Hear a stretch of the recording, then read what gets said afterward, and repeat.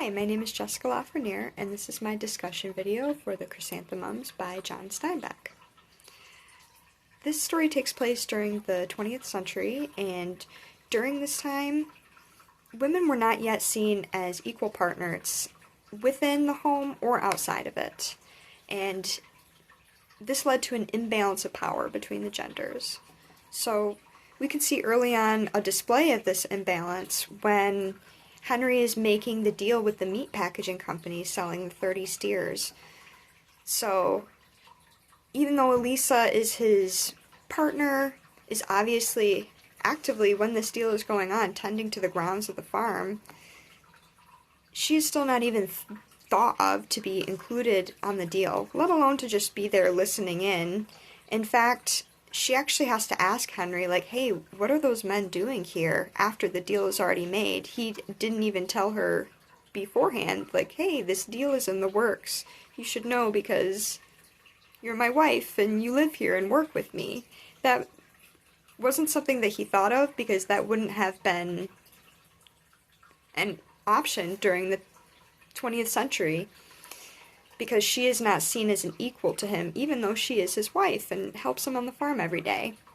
So, and then the next part of the story, obviously we have the traveling salesman, and he's coming onto her property, into her sphere, invading her space, and essentially he takes advantage of her by taking those chrysanthemums and throwing them on the side of the road.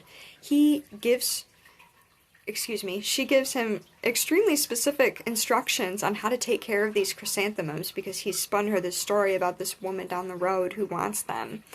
And he just throws them on the side of the road. And I believe these chrysanthemums on the side of the road is a sign that Elisa is not in control of her own power within her home or outside of it. And then we see a final imbalance of power at the very end of the story where Henry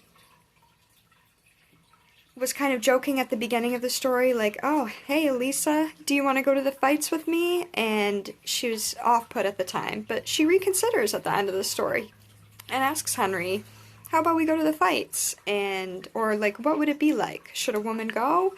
And he's very off-put how much she knows about it and that she has a renewed interest in it. And it actually brings her to tears because she feels so powerless. She doesn't even have the power to change her mind. And that is simply because of her gender.